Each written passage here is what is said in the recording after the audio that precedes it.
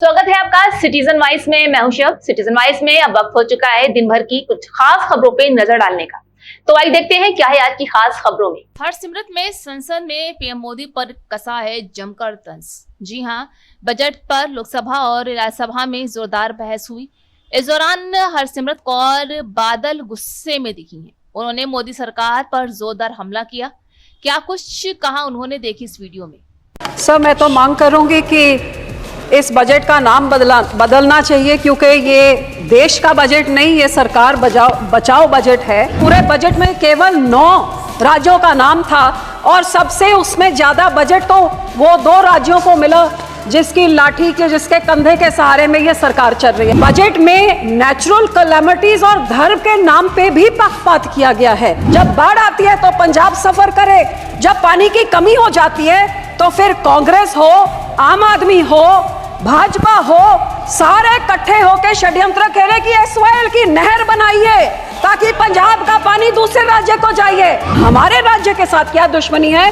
क्या पंजाब के जनता, पंजाब के लोग, पंजाब के किसान, पंजाब का इंफ्रास्ट्रक्चर सरकार को मैटर नहीं करता? इंटरनेशनल बॉर्डर पाकिस्तान के साथ 2019 से हमारा वाघा बॉर्डर बंद कर दिया है, बहुत नुकसान हुआ है। ये बॉर्डर खोला जाए। ये कांग्रेस पार्टी और आम आदमी पार्टी ने 10 सालों में पंजाब के खजाने को लूट के तबाह कर दिया है। सर, मैं तो मांग करूंगी कि इस बजट का नाम बदलना चाहिए, क्योंकि ये देश का बजट नहीं, ये सरकार बचाओ बजट है। जब देश का बजट होता तो फिर देश में 28 राज्य हैं, कितनी सारी यूनियन टेरिटरीज हैं, सब मिला के तो ये तो 37 के करीब हो। लेकिन पूरे बजट में केवल 9 राज्यों का नाम था और सबसे उसमें ज़्यादा बजट तो वो 2 राज्यों को मिला जिसकी लाठी के जिसके कंधे के सहारे में ये सरकार चल रही है। तो ये देश का बजट नहीं सर, ये सरकार बचाओ बजट था।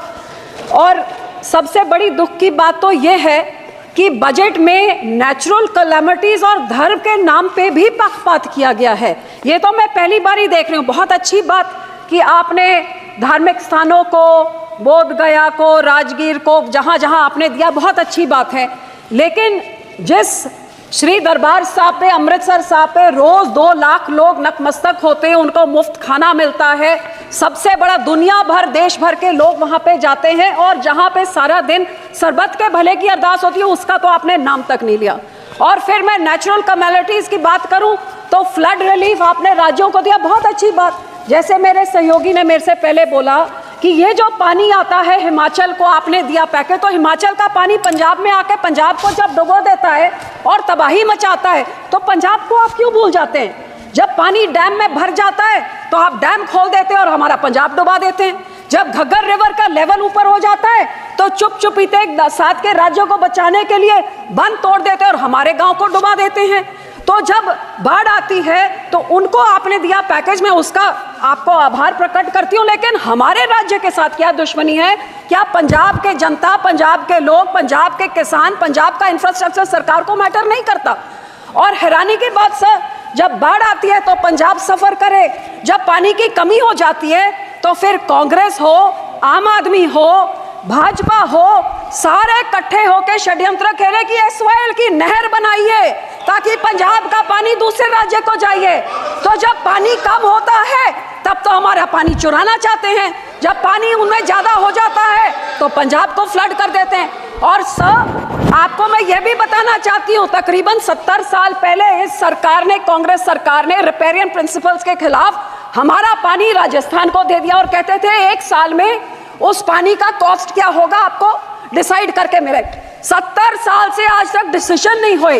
तो जो पानी हमारा दूसरे राज्य को रिपेरियन प्रिंसिपल के अगेंस्ट जा रहा है, या उसको बंद किया जाए या हमें उसका पैसा दिया जाए, ये मैं आपसे आज मांग करती हूँ। सर, दूसरा मैं ये भी आपसे मांग करती हूँ कि सेंट्रल ग्राउंड वाटर जो कह रहा है कि पंजाब के सारे ब्लॉक्स क्रिटिकल हो गए हैं, हमारे ट्यूब में, हमारे वेल्स में पानी नीचे जा रहा है।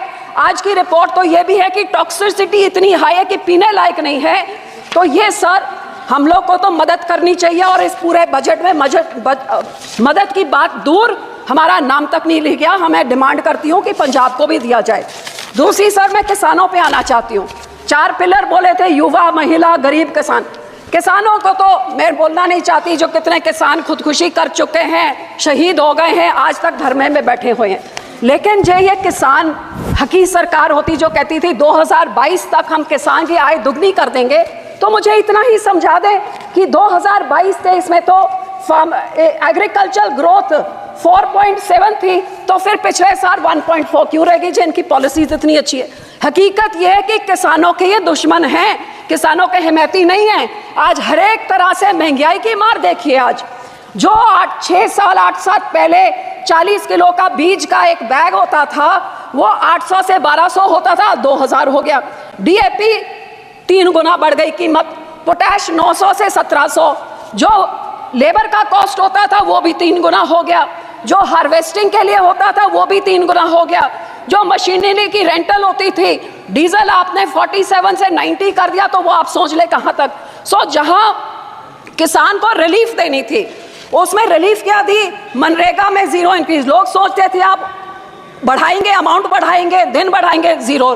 क्रॉप इंश्योरेंस क्रीप को -2.6% उसके अमाउंट में कटौती करी। यूरिया सब्सिडी में -7.4 की कटौती, न्यूट्रिएंट बेस्ड सब्सिडी में -25% कटौती, गरीब कल्याण योजना का बजट 3.3% घटा दिया, किसान सम्मान निधि का 10% घटा दिया।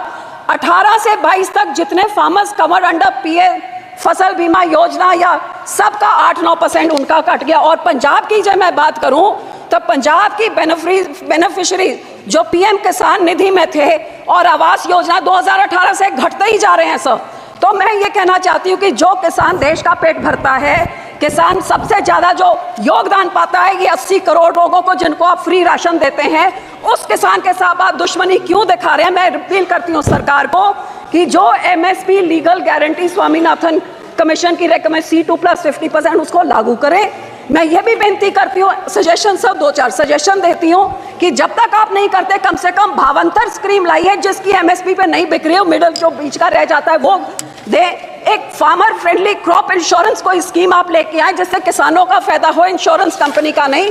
और जो किसान के जो इम्प्लीमेंट्स हैं, इन पे आप जीएसटी को खत्म करिए ताकि किसानों का कुछ फायदा हो, उनकी फल सब्जियां बचे, जिससे किसान की महंगा मानसून आ रहा है, टमाटर के रेट कहां चले जाएंगे। जी आप इम्प्लीमेंट्स में 0 करें तो बहुत कुछ फायदा हो जाएगा। आखिर में पंजाब की इंडस्ट्री 7 की स्टेटों को टैक्स इंसेंटिव्स देके तबाह कर दिया, हमारी इंडस्ट्री भाग गई है।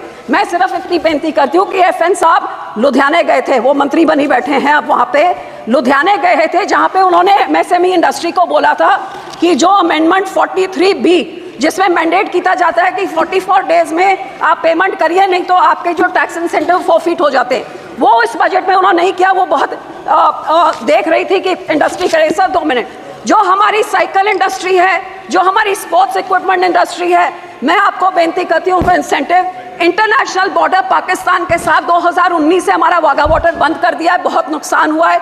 ये बॉर्डर खोला जाए और हमारे राज्य को कोई टैक्स इंसेंटिव्स दिए जाए, साइकिल इंडस्ट्री को, स्पोर्ट इंडस्ट्री को बॉर्डर खोल के, ताकि हमारे इधर का व्यापार बढ़े और नौकरियां भी बढ़े। आखिर में सर मैं सिर्फ आपको यही कहना चाहूँगी, ये कांग्रेस पार्टी और आम आदमी पार्टी ने 10 सालों में पंजाब के खजाने को लूट के तबाह कर दिया है। हमारा यहाँ पे इतना ज़्यादा करोड़ 3.4 लाख करोड़ का कर्जा एक छोटे से राज्य पे चढ़ गया। GSDP रेशो 49% हो गया है। तो सर आप इनको सजा देने के लिए आप RDF रोक देते हैं, हेल्थ मिशन का रोक देते हैं, पर पंजाब के लोगों का क्या कसूर है। मैं आपको बेनती करती हूँ, जो हमारा पैसा है वो आप पैसा आप दीजिए।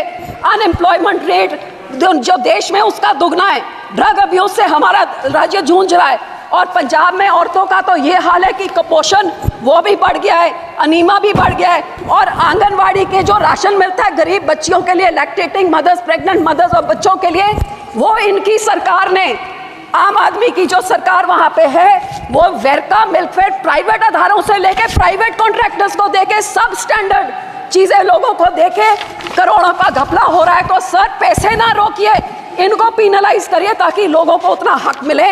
और सर आखिर में मैं यही कहूँगी कि सबसे highest population 32% SC population Punjab में है सर। सबसे बड़ा ग्रैनरी को योगदान पंजाब देता है। फ्रीडम स्ट्रगल में सबसे बड़ा योगदान हमने दिया।